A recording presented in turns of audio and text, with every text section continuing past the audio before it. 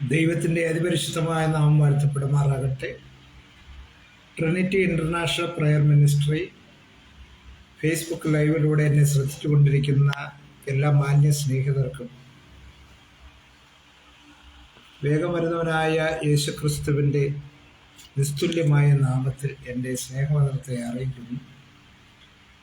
അടിസ്ഥാന ഉപദേശങ്ങൾ എന്ന ബൈബിൾ പഠന പരമ്പരയുടെ 27ാമത്തെ എപ്പിസോഡിലേക്ക് കടന്നു വരുവാൻ വരുവനാകുന്ന കർത്താവ് ഒരുക്കി തന്ന നല്ല അവസരത്തിനായിട്ട് ഞാൻ ദൈവത്തെ സ്തുതിക്കുന്നു, ദൈവത്തെ വാഴ്ത്തുന്നു. കഴിഞ്ഞ നാളുകളിലെ ബൈബിൾ ക്ലാസ് എല്ലാം നിങ്ങൾക്ക് അനുഗ്രഹപൂർണമായി തീർന്നു എന്ന് കർത്താവിൽ വിശ്വസിക്കുകയാണ്. ഇന്ന് രാത്രിയിൽ വളരെ പ്രാർത്ഥനയോടുകൂടെ നമുക്ക് ക്ലാസ്സിലേക്ക് കടക്കാം. അടിസ്ഥാന വേദോപദേശങ്ങളിലെ മാനസാന്തരം, സ്നാനം, പരിശുദ്ധാത്മാവിൻ്റെ അഭിഷേകം, വേർപാട് എന്നുള്ള വിഷയത്തെക്കുറിച്ചാണ് നമ്മൾ ദിവസങ്ങളിൽ ചിന്തിച്ചുകൊണ്ടിരിക്കുന്നത്.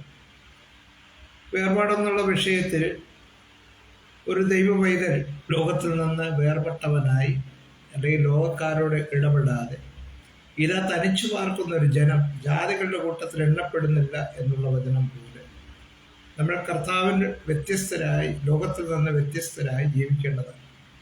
സഭ എന്ന വാക്കിൻ്റെ അർത്ഥം തന്നെ, അല്ലെങ്കിൽ സഭയ്ക്ക് കൊടുത്തിരിക്കുന്ന പദം തന്നെ, ഗ്രീക്കിൽ കൊടുത്തിരിക്കുന്ന പദം എക്ലീസിയ എന്ന ഒരു പദമാണ്. ആ എക്ലീസിയ എന്ന പദത്തിൻ്റെ അർത്ഥം വിളിച്ച് വേർതിരിക്കപ്പെട്ടവരുടെ കൂട്ടം എന്നാണ്. അപ്പോൾ വിളിച്ചു, അതിനുശേഷം വേർതിരിച്ചു. ഒരിക്കലും ലോകത്തോട് ഇടകലർന്ന് ജീവിക്കുന്ന ഒരു സമൂഹമല്ല ക്രൈസ്തവ സമൂഹം എന്നുള്ളത് നമ്മൾ മനസ്സിലാക്കുക. നമ്മൾ വ്യക്തമായി ഇരിക്കുന്ന വേർപാടോടുകൂടെ ജീവിക്കേണ്ടത് കർത്താവിൻ്റെ സഭയുടെ അടിസ്ഥാന ഉപദേശങ്ങളിൽ ഒന്ന്.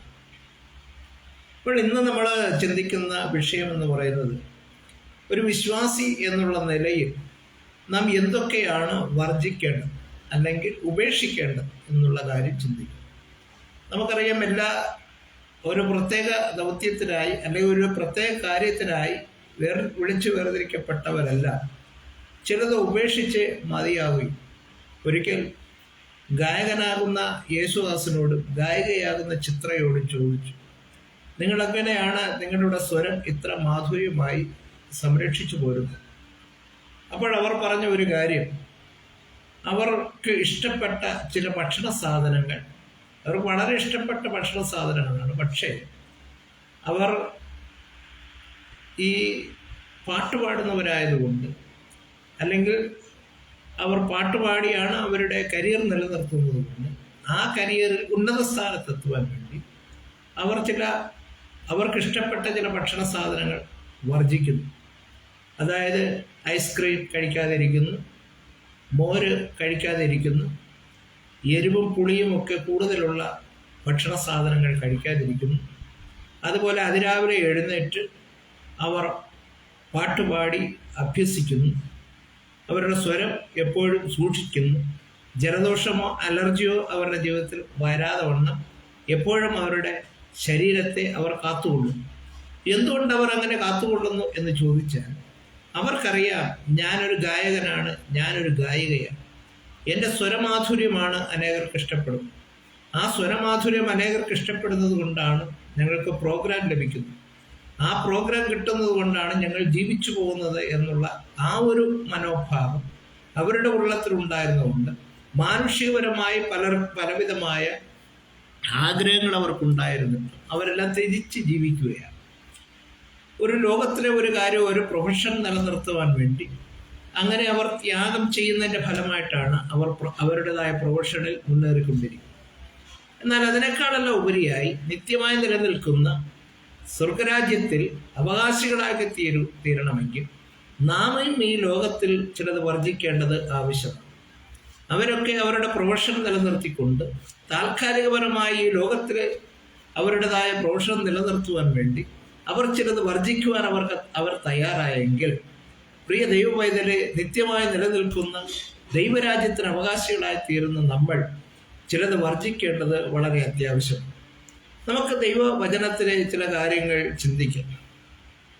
അതിൽ ഒന്നാമത് അവിടെ നമുക്ക് 1 കൊരിന്ത്യർ 9-ാമത്തെ അധ്യായം 27-ാമത്തെ വാക്യം ത്തിൽ പൗലോസ് പറയുന്ന ഒരു കാര്യമാണ്, ഞാൻ മറ്റുള്ളവരോട് പ്രസംഗിച്ച ശേഷം ഞാൻ തന്നെ കൊള്ളരുതാത്തവനായി തീരാതിരിക്കേണ്ടതിന് എൻ്റെ ശരീരത്തെ ദണ്ഡിപ്പിച്ച് അടിമയാക്കി എത്രയും ചെയ്യുന്നു. അപ്പോസ്തലനായ പൗലോസ് പറയുന്ന ഒരു കാര്യമാണ്, ഞാൻ മറ്റുള്ളവരോട് പ്രസംഗിച്ച ശേഷം, മറ്റുള്ളവരോട് പ്രസംഗിക്കുക പല കാര്യം, എന്നാൽ അതൊന്നും ചിലപ്പോൾ ജീവിതത്തിൽ തനിക്ക് പ്രാവർത്തികമാക്കുവാൻ കഴിയാതെ വരുമ്പോൾ, അല്ലെങ്കിൽ ദൈവവചനപ്രകാരമുള്ള അല്ലാത്തതായ പല കാര്യങ്ങളും തൻ്റെ ജീവിതത്തിൽ കടന്നു വരുമ്പോൾ, താൻ തൻ്റെ ശരീരത്തെ ദണ്ഡിപ്പിച്ചടിമയാക്കുന്നു എന്ന് പറഞ്ഞ് ശരീരത്തിൻ്റെ പല ആഗ്രഹങ്ങൾ കൊത്തവണ്ണം താൻ പോകാതെ താൻ ദൈവവചനത്തിൻ്റെ അടിസ്ഥാനത്തിൽ എന്താണ് പറയുന്നത്, ദൈവം എന്താണ് പറയുന്നത്, അതിലേക്ക് ആയിത്തീരുവാൻ വേണ്ടി പൗലോസ് ആഗ്രഹിക്കുകയാണ്. അതുകൊണ്ടാണ് താൻ പറയുന്നത് ദണ്ഡിപ്പിച്ച് അടിമയാക്കി അത്രേ ചെയ്യുന്നു. നമുക്ക് വിശുദ്ധ ബൈബിളിൽ ദാനിയേൽ, ശദ്രക്ക്, മേശക്ക്, അബേദ്നെഗോ തുടങ്ങിയ യഹൂദ ബാലന്മാരെ കുറിച്ച് ചിന്തിച്ചാലും അവരും തങ്ങൾ ഒരു ജീവനുള്ള സത്യദൈവത്തെ യഥാർത്ഥമായി സേവിക്കുന്നവരാണെന്നുള്ള ബോധം തങ്ങളെ ഭരിച്ചതുകൊണ്ട് അവർ പ്രവാസ ജീവിതത്തിലായിരുന്നിട്ട് അവർ ചെന്ന ഇടത്ത് ലോകത്തിൻ്റെതായ പല കാര്യങ്ങൾ അവരെ മാടി വിളിച്ചു എങ്കിലും അവരുടെ നിലപാടിൽ അവർ ഉറച്ചു നിന്നു. അവർ പറഞ്ഞു, രാജാവിൻ്റെ ഭോജനം കൊണ്ടൊന്നും ഞങ്ങളെ തന്നെ അശുദ്ധമാക്കുകയില്ല എന്നവർ ഹൃദയത്തിൽ ഉറച്ചു. അവർക്ക് അതിന് ഭക്ഷണത്തിനായിട്ട് ശാഖപദാർത്ഥമൊക്കെ ആണ് കിട്ടിയതെങ്കിൽ അതെല്ലാം സന്തോഷത്തോടുകൂടെ ദൈവനാമത്തിനെന്ന വേണ്ടി അവരെല്ലാം പലതും ഉപേക്ഷിച്ചപ്പോൾ എന്നാൽ മറ്റുള്ളവരെക്കാളും എല്ലാം പുഷ്ടിയേറിയതും മികച്ചവരുമാക്കി ദൈവം അവരെ മാറ്റിയതായിട്ട് വിശുദ്ധ ബൈബിളിൽ നമുക്ക് വായിക്കാൻ കഴിയും. അപ്പോൾ നമ്മൾ ദൈവത്തിന് വേണ്ടി ചെയ്യുന്ന പല വർജന മനോഭാവങ്ങളും നമ്മുടെ കർത്താവ് കൂടുതൽ അനുഗ്രഹത്തിലേക്ക് വഴി നടത്തുവാനായിട്ട് ഇടയായിത്തീരും. അതുകൊണ്ട് നമ്മൾ ആ വർജന സ്വഭാവം ഉള്ളവരായി തീരുവാൻ നമ്മളെ തന്നെ ഒരുക്കുക. വർജനത്തെ പറ്റി പഴയ നിയമ വ്യവസ്ഥ എന്താണ്? അതിൽ പറഞ്ഞിരിക്കുന്നത്, ഞാൻ വിശുദ്ധനാകിയാൽ നിങ്ങളും വിശുദ്ധരായിരിക്കും. ലേവ്യ പുസ്തകം 11-ാമത്തെ അധ്യായം അതിൻ്റെ 44-ാമത്തെ വാക്യം. എന്നാൽ ബാഹ്യ ശുചീകരണ വ്യവസ്ഥ പാലിക്കുവാൻ മാത്രമേ ന്യായപ്രമാണം കൊണ്ട് അവർക്ക് കഴിഞ്ഞിരുന്നു. അപ്പം ഞാൻ വിശുദ്ധനാകിയാൽ നിങ്ങൾ വിശുദ്ധരായിരിപ്പിൻ എന്നുള്ള ആ ന്യായപ്രമാണത്തിൻ്റെ വചനം അക്ഷരം പ്രതി പാലിച്ചതായ പഴയ നിയമ ആൾക്കാർ അവർ പക്ഷേ ബാഹ്യമായ വിശുദ്ധി മാത്രമേ അവർ പാലിച്ചിരുന്നുള്ളൂ. ലേവ്യ പുസ്തകത്തിൽ മറ്റൊന്ന് പഴയ നിയമകാലത്ത് ചില ഭക്ഷണക്രമങ്ങൾ ഉണ്ടായിരുന്നു. ലേവ്യ പുസ്തകത്തിൽ ഭക്ഷിക്കാവുന്നതും ഭക്ഷിക്കാൻ പാടില്ലാത്തതുമായ വിശദീകരണം ദൈവം കൊടുക്കുന്നുണ്ട്. ലേവ്യ പുസ്തകം 11-ാമത്തെ അധ്യായം 1 മുതൽ 23 വരെ. ഈ ബാഹ്യ ശുദ്ധീകരണ വ്യവസ്ഥ പ്രകാരം ശുദ്ധീകരണം ബാഹ്യമായി പാലിക്കുവാൻ അവർക്ക് കഴിഞ്ഞിരുന്നു. എന്നാൽ ഈ ബാഹ്യമായ ഒരു വിശുദ്ധീകരണം അവർക്കുണ്ടായിരുന്നുവെങ്കിലും അവരുടെ ഹൃദയാന്തർഭാഗം പാപത്താൽ നിറഞ്ഞിരുന്നു. പാപത്തിൽ നിന്നുള്ള വിശുദ്ധി പ്രാപിക്കുവാൻ പലപ്പോഴും അവർക്ക് കഴിഞ്ഞിരുന്നില്ല. പാപത്തിൽ നിന്ന് അവർ താൽക്കാലികപരമായ അല്ലെങ്കിൽ പാപത്തെ ഒന്ന് മറയ്ക്കുവാൻ വേണ്ടി മാത്രമേ കഴിഞ്ഞിരുന്നുള്ളൂ. പാപത്തെ പോക്കുവാൻ അവരുടേതായ ആചാരങ്ങൾക്ക് കഴിഞ്ഞിരുന്നുള്ളൂ. എന്നാൽ പുതിയ നിയമവ്യവസ്ഥ എങ്ങനെയാണ്? ഒന്നാമതായി യേശു കർത്താവിൻ്റെ കൽപ്പനകൾ എന്തൊക്കെയാണെന്ന് നോക്കും. കർത്താവായ യേശു ക്രിസ്തു ജീവിത വിശുദ്ധിയെപ്പറ്റി ഒലിവുമല പ്രഭാഷണത്തിൽ പരാമർശിച്ചിരുന്നു. ഗിരിപ്രഭാഷണത്തിൽ പരാമർശിച്ചു. മത്തായി സുവിശേഷം 5-ാമത്തെ അധ്യായം 21 മുതൽ 45 വരെ വാക്യങ്ങൾ 6 പ്രാവശ്യം ന്യായപ്രമാണം അരുളി ചെയ്ത് കേട്ടിട്ടുണ്ട്, എന്നാൽ ഞാനോ നിങ്ങളോട് പറയുന്നു എന്ന പ്രയോഗം കാണുവാൻ കഴിയുന്നു. അവിടെയെല്ലാം യേശു പറയാണ്, ഞാനോ നിങ്ങളോട് പറയുന്നു. ഒരു അധികാരത്തോടു കൂടെയുള്ള ഒരു ആധികാരികതയുള്ള കൽപ്പനകളായിരുന്നു കർത്താവ് കൊടുത്തിരിക്കുന്നത്. പഴയ നിയമത്തിലൊക്കെ ഒരു കാര്യം പ്രവൃത്തിയാണ് ഒരുത്തരെ പാപമായി കണക്കാക്കുന്നതെങ്കിൽ പുതിയ നിയമത്തിലേക്ക് വരുമ്പോൾ അവൻ്റെ ചിന്തകൾ പോലും പാപമായി കണക്കാക്കും. ഉദാഹരണം പറഞ്ഞു കഴിഞ്ഞാൽ, പഴയ നിയമത്തിലാണെങ്കിൽ ഒരുത്തനെ കൊല്ലണമെന്ന് മനസ്സിൽ വിചാരിച്ചാൽ, അല്ലെങ്കിൽ ഒരുത്തനെ കൊല്ലണമെന്നുള്ള ചിന്താഗതി മനസ്സിലുണ്ടായാൽ അത് പാപമല്ല.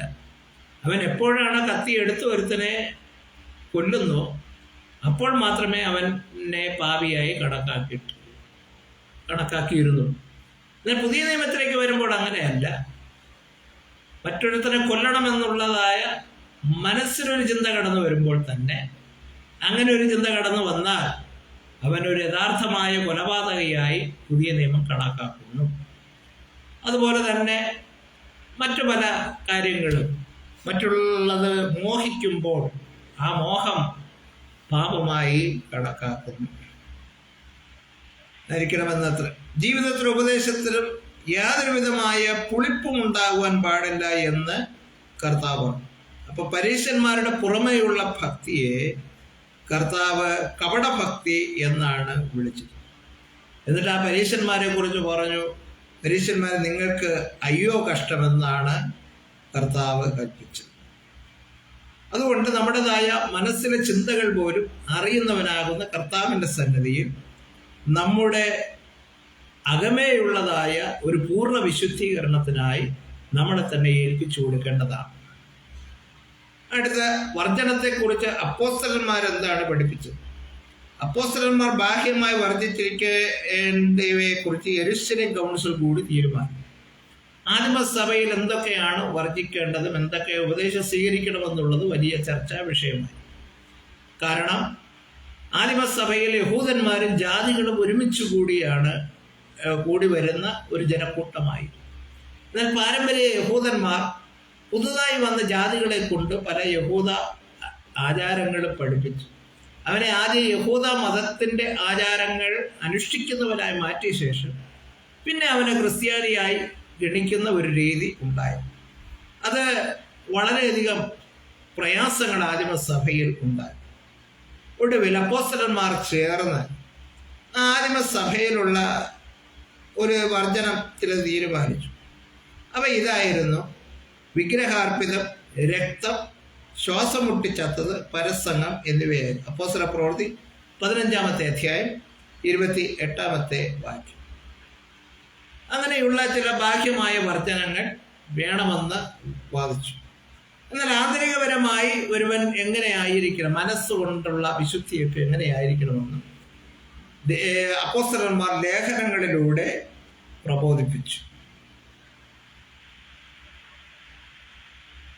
എന്നിട്ട് പറഞ്ഞു, അവരുടെ നടുവിൽ നിന്ന് പുറപ്പെട്ടു പോരുവിൻ, അതായത് ജാതികളുടെ നടുവിൽ നിന്ന് പുറപ്പെട്ടു പോരുവിൻ, അശുദ്ധമായതൊന്നും തുടരുത് എന്ന് പൗലോസ് ഓർമ്മിപ്പിച്ചു. 2 കൊരിന്ത്യർ 6:16,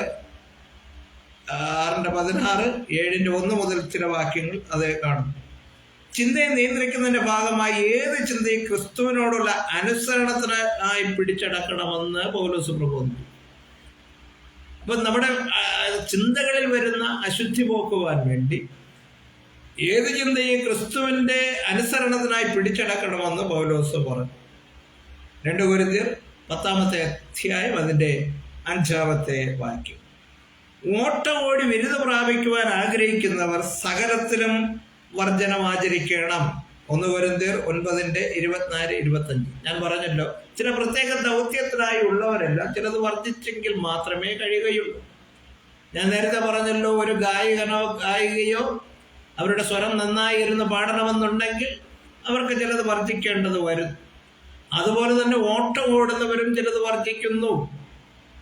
ഓട്ടം ഓടുന്നവർ ഭാരമെടുത്തുകൊണ്ട് ഓടിയാൽ അവരുടെ ഓട്ടം മുന്നോട്ട് പോകാൻ സാധിക്കുകയില്ല.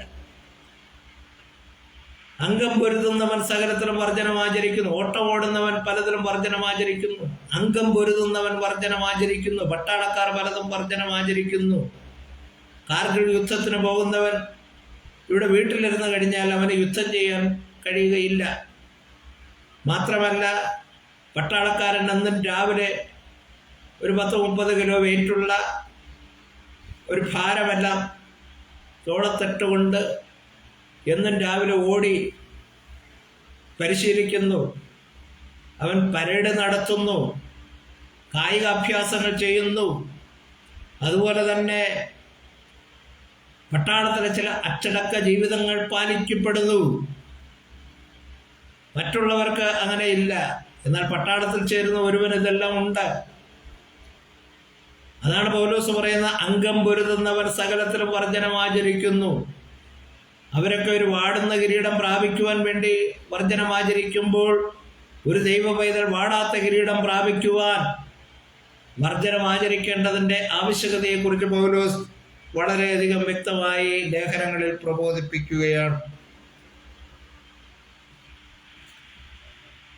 അപ്പോസ്തലനായ പത്രോസ് ഒരു ദൈവവൈതനെ കുറിച്ച് പറഞ്ഞ് ദൈവമക്കൾ എന്താണ് വർജിക്കേണ്ടതെന്ന് 1 പത്രോസ് 2-ാമത്തെ അധ്യായം 1-2 വാക്യങ്ങൾ പറയുന്നു.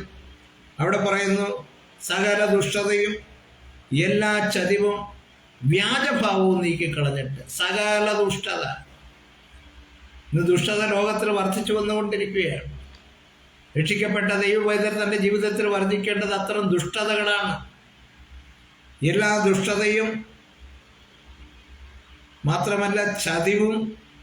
ഇന്ന് ചതിക്കുന്നവരുടെ എണ്ണം കൂടി വന്നുകൊണ്ടിരിക്കുകയാണ്. ചതിയുടേതായ വലിയൊരു ലോകം തന്നെ ഉണ്ട്. ഇവിടെ പറയുകയാണ്, എല്ലാ ദുഷ്ടതയും ചതിവും വ്യാജഭാവവും. ഇന്നധികം വളരെയധികം വ്യാജഭാവം ഉണ്ടായിക്കൊണ്ടിരിക്കുകയാണ്. പണ്ടൊക്കെ കവികളിങ്ങനെ പാടി, മനസ്സിൻ്റെ കണ്ണാടി മുഖമാണ്. എന്നാൽ ഇന്ന് അങ്ങനെ പറയാൻ ഒക്കുകയില്ല. ഇന്ന് മനസ്സിൽ ചിന്തിക്കുന്നത് മുഖത്ത് പ്രതിഫലിക്കുകയില്ല. മുഖത്തൊന്ന് പ്രതിഫലിപ്പിച്ചിട്ട് മനസ്സിൽ മറ്റൊന്ന് ചിന്തിച്ചുകൊണ്ട് അല്ലെങ്കിൽ ചിരിച്ചുകൊണ്ട് കഴുത്തിറക്കുന്നവരുടെ എണ്ണം കൂടി വന്നുകൊണ്ടിരിക്കുന്ന ഒരു കാലഘട്ടമാണ്. അതാണ് വ്യാജഭാവം എന്ന് പറയുന്നത്. പുറമെ സ്നേഹവും വിശുദ്ധിയും എല്ലാം നടിക്കും, എന്നാൽ അകമേ ഭയങ്കരമായ പാപസ്വഭാവങ്ങളുള്ള അനേകരെ നമുക്ക് ക്രൈസ്തവ കോളത്തിൽ കാണുവാനായിട്ട് കഴിയുന്നു.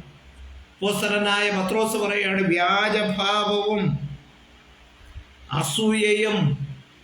അനേകർ അസൂയയ്ക്ക് അടിമകളായി മാറിക്കൊണ്ടിരിക്കുകയാണ്. അസൂയയും എല്ലാ നുണയും. ഇന്ന് നുണ പറഞ്ഞ് നടക്കുന്നവർ ഒക്കെ ധാരാളമുണ്ട്. ചിലയിടങ്ങളിൽ പോയാൽ നുണയന്മാർ മാത്രമേ കാണുന്നു. സദൃശവാക്യങ്ങളിൽ പറയുന്നു, നുണയനില്ലാതെ ഇരുന്നാൽ വഴക്കും ഉണ്ടാകുകയില്ല. നുണ അനേക വഴക്കുകൾക്ക് കാരണമായി മാറുന്നു. ഇല്ലാത്തതൊക്കെ ഉണ്ടാക്കി പറഞ്ഞ് തമ്മിൽ അടുപ്പിച്ച് ബഹളം ഉണ്ടാക്കി, പറഞ്ഞ് കൈപ്പുള്ള വേര് മുളപ്പിച്ച് അതിനെ കലക്കമുണ്ടാക്കി അങ്ങനെയുള്ള നുണകൾ പറഞ്ഞ് നടക്കുന്ന അനേക പേരെ നമുക്ക് ക്രൈസ്തവ സമൂഹത്തിൽ കാണുവാൻ കഴിയുന്നു. അങ്ങനെയുള്ള നുണകൾ അനവധിയാകുന്ന പ്രശ്നങ്ങൾ പലയിടങ്ങളിൽ സൃഷ്ടിക്കാറുണ്ട്. പത്രോസ് പറയുന്ന ഒരു കാര്യമുണ്ട്, എല്ലാം നുണയും നീക്കിക്കളഞ്ഞിട്ട് ഇപ്പോൾ ജനിച്ച ശിശുക്കളെ പോലെ വചനമെന്ന മായമില്ലാത്ത പാൽ കുടിപ്പാൻ വാഞ്ചിപ്പി. അപ്പോൾ അത്തരം കാര്യങ്ങളൊക്കെ വർജിച്ചിട്ട് അസൂയ നീക്കിക്കളയുക, ചതിവ് നീക്കിക്കളയുക, വ്യാജഭാവം നീക്കിക്കളയുക. ഇപ്പോൾ ജനിച്ച ശിശുക്കളെ പോലെ ഒരു ശുദ്ധ ഹൃദയമുള്ളവരായിട്ട് വചനമെന്ന മായമില്ലാത്ത പാൽ കുടിക്കുവാൻ വാഞ്ചിപ്പി. ദൈവവചനമെന്ന മായമില്ലാത്ത പാൽ, അത് മായം ചേർക്കാതെ യഥാർത്ഥത്തിൽ ദൈവവചനം എന്താണോ പറയുന്നത് അതുപോലെ തന്നെ പറഞ്ഞുകൊണ്ട്, അതുപോലെ തന്നെ പഠിപ്പിച്ചുകൊണ്ട് അത് കുടിപ്പാൻ വാഞ്ചിപ്പിൻ. അപ്പോസ്തലനായ പൗലോസ് തീമോഥെയോസിനോട് പറഞ്ഞ ഒരു കാര്യമുണ്ട്, സത്യവചനത്തെ യഥാർത്ഥമായി പ്രസംഗിച്ചുകൊണ്ട് ലജ്ജിപ്പാൻ സംഗതിയില്ലാത്ത വേലക്കാരനായി കർത്താവിന് കൊള്ളാവുന്നവനായി നിൽപ്പാൻ ശ്രമിക്കുക എന്ന് പറയും. അപ്പോൾ സത്യവചനം അതിനെ യഥാർത്ഥമായി പ്രസംഗിച്ച് ലജ്ജിക്കുവാൻ സംഗതിയില്ലാത്ത, അപ്പോൾ സത്യവചനം വെറുതെ പ്രസംഗിച്ച പോരാ, അതിനെ യഥാർത്ഥമായി പ്രസംഗിക്കുക. ഇന്ന് സ്വാർത്ഥ ലാഭങ്ങൾക്ക് വേണ്ടി വചനത്തെ വളച്ചൊടിക്കുകയും അതുപോലെ തന്നെ ദൈവിക കൃപാവരങ്ങളിലെല്ലാം ഡ്യൂപ്ലിക്കേറ്റുകൾ ഉണ്ടാക്കിക്കൊണ്ട് അനേകരെന്ന് ദൈവത്തെ വിറ്റ് കാശാക്കിക്കൊണ്ട് ആയിരിക്കുന്ന ഒരവസ്ഥയുണ്ട്. എന്നാൽ അതൊക്കെ ഈ തരം കളകളൊക്കെ കൊയ്ത്തോളം വളരുമെന്നുള്ളത് ഒരു കാര്യമാണ്. അതുകൊണ്ട് ഇത്തരം കളകൾ വിതയ്ക്കുന്ന അനേകരെന്ന് ക്രൈസ്തവ ലോകത്തിൽ എഴുന്നേറ്റിട്ടുണ്ട്. യഥാർത്ഥ സത്യത്തിൽ നിന്ന് ജനത്തെ എല്ലാം തെറ്റിച്ച് കളഞ്ഞിട്ട് ഈ വേർപാടെന്നുള്ള ഉപദേശം തന്നെ ഇന്ന് അനേകർ സഭകളിൽ പറയുകയോ അല്ലെങ്കിൽ സഭകൾ നടപ്പാക്കുകയോ ചെയ്യുന്നില്ല. അതുകൊണ്ട് വേർപാടിൻ്റെ ഉപദേശം പോലെ എല്ലാ ചതിവുമെല്ലാം നീക്കിക്കളഞ്ഞിട്ട് ദൈവവചനത്തെ യഥാർത്ഥമായി നമ്മൾ പ്രസംഗിക്കണം. നമ്മളതല്ല അശുദ്ധിയാണ് വിതയ്ക്കുന്നതെങ്കിൽ ഗലാത്യർക്ക് എഴുതിയ ലേഖനത്തിൽ പറയുന്നത് മനുഷ്യൻ വിതയ്ക്കുന്നത് തന്നെ കൊയ്യും എന്ന്. അടുത്ത ചില വിശുദ്ധിക്ക് വേണ്ടിയിട്ടുള്ള ചില കാര്യങ്ങൾ, മദ്യം, പുകവലി, വെറ്റില മുറുക്ക്, ലഹരി വസ്തുക്കളുടെ ഉപയോഗം എന്നിവ വിശ്വാസികൾക്ക് നിരോധിതങ്ങളാകുന്നു. 1 കൊരിന്ത്യർ 6:10 പറയുന്നത് നമ്മൾ ദൈവത്തിൻ്റെ മന്ദിരമാണ്. ഈ മന്ദിരമാകുന്ന ശരീരത്തെ നശിപ്പിക്കുന്ന യാതൊരുവിധമായ ലഹരി വസ്തുക്കളും ഒരു ദൈവവൈദ്യൻ ഉപയോഗിക്കുവാനായിട്ട് പാടില്ല. എഫേസ്യ ലേഖനത്തിൽ പറയുന്നത് വീഞ്ഞു കുടിച്ച് മത്തരാകരുത്, അതിനാൽ ദുർനടപ്പുണ്ടാകുമല്ലോ. പകരം ആത്മാവ് നിറഞ്ഞവരായി സങ്കീർത്തനങ്ങളാലും സ്തുതികളാലും ആത്മീയ ഗീതങ്ങളാലും തമ്മിൽ പ്രബോധിപ്പിച്ചും നിങ്ങളുടെ ഹൃദയങ്ങൾ കർത്താവിന് പാടിയും. അപ്പോൾ അത്തരം കാര്യങ്ങൾ വീഞ്ഞു കുടിച്ച് മത്തരായി മദ്യപിച്ച് നടക്കുകയല്ല. അനേകർ പുകവലിച്ച് ശരീരത്തെ നശിപ്പിച്ചുകൊണ്ടിരിക്കും. നല്ലൊരു രക്ഷിക്കപ്പെട്ട ദൈവവൈതൽ അത്തരം കാര്യങ്ങൾ വർദ്ധിക്കേണ്ടത് ആവശ്യമാണ്. വെറ്റില മുറുക്കൊക്കെ വായിലെ ക്യാൻസറിന് കാരണമായി മാറും. അത്തരം കാര്യാദികളെല്ലാം നീക്കിക്കളയേണ്ടത് ആവശ്യമാണ്. വീഞ്ഞു കുടിച്ചാൽ അത് സർപ്പം പോലെ കൊത്തുമെന്ന സദൃശവാക്യം 23:29 മുതൽ 31 വരെയുള്ള വാക്യങ്ങൾ പറയും. ആൽക്കഹോൾ എന്നാണല്ലോ മദ്യത്തിന്റെ ശാസ്ത്രീയ നാമം. എത്തനോൾ അഥവാ ഈതയിൽ ആൽക്കഹോൾ മദ്യത്തിലെ പ്രധാന വസ്തുവാണ്. ഇത്തരം ആൽക്കഹോളെല്ലാം മനുഷ്യ ശരീരത്തെ നശിപ്പിച്ചുകൊണ്ടിരിക്കും. പുകവലി ആരോഗ്യത്തിന് ഹാനികരമാണെന്ന് സിഗരറ്റിൻ്റെ പാക്കറ്റിൽ തന്നെ എഴുതിയിരിക്കുമ്പോൾ അവയെല്ലാം അറിഞ്ഞുകൊണ്ട് വാങ്ങി വലിച്ച് ശരീരത്തെ എല്ലാം അനാരോഗ്യകരമാക്കി തീർക്കുന്നവരുടെ എണ്ണം കൂടിക്കൊണ്ടിരിക്കുകയാണ്. നിർഭാഗ്യവശാൽ ഇന്ന് ദൈവസഭകൾക്കുള്ളിലും ഇത്തരം ലഹരി വസ്തുക്കളുടെ ഉപയോഗം നടത്തുന്നവരെല്ലാം ദൈവസഭകളിലും ഇല്ലാതില്ല. പണ്ടുകാലങ്ങളിൽ യഥാർത്ഥമായ ദൈവവചന ദൂത് പറയുന്നവരൊക്കെ ഉണ്ടായിരുന്നു. ഒരുത്തൻ പാപം ചെയ്ത് ഇത്തരത്തിലുള്ളതായ ലഹരി വസ്തുക്കളൊക്കെ ഉപയോഗിച്ച അകത്ത് വന്നാൽ അവൻ്റെ മുഖത്ത് നോക്കി അവൻ ചെയ്ത പാപത്തെയൊക്കെ വിളിച്ചു പറയുന്ന യഥാർത്ഥ പ്രവാചകന്മാരൊക്കെ ഉണ്ടായിരുന്ന ഒരു കാലഘട്ടത്തിൽ മനുഷ്യന് ദൈവഭയം ഉണ്ടായിരുന്നു. മനുഷ്യൻ വിശുദ്ധിക്ക് വേണ്ടി ജീവിച്ചിരുന്നു. എന്നാൽ ഈ കാലഘട്ടത്തിൽ അങ്ങനെയൊന്നുമില്ല. ഇന്നത്തെ പ്രവാചകന്മാരൊക്കെ പ്രവചിക്കുന്നത് മുഴുവനും ഗൾഫിൽ പോകുന്നുണ്ടോ, അമേരിക്കയിൽ പോകുന്നുണ്ടോ, അല്ലെ നിനക്കിതാ ഉയർച്ച വരാൻ പോകുന്നു, നീ ഉയർന്നു ഉയർന്നു ഉയർന്നു പോകും, ഉയർച്ച മാത്രം. ഞാൻ എങ്ങനെ ഉയരുമെന്നുള്ള കാര്യം യഥാർത്ഥ ദൈവവചന ഉപദേശ സത്യങ്ങൾ പറയുവാൻ അനേകർ താല്പര്യമില്ല. അങ്ങനെ പറയുന്നവനെ സഭയ്ക്കും വേണ്ട സമൂഹത്തിനും വേണ്ടാതെ ആയിരിക്കും. എന്നാലൊരു കാര്യമുണ്ട്, നമ്മുടെ രഹസ്യങ്ങളെയൊക്കെ ന്യായം വിധിക്കുന്ന ഒരു കർത്താവ് താമസമിനെ കടന്നു വരാൻ പോവുകയാണ്. കർത്താവ് കടന്നു വരുമ്പോൾ കാന്ത തന്നെത്താനെ ഒരുക്കി വിശുദ്ധിയോടുകൂടെ കാത്തു നിൽക്കുന്ന, അല്ലെങ്കിൽ തൻ്റെ കാന്തയെ ചേർക്കുവാനാണ് വരുന്നത്.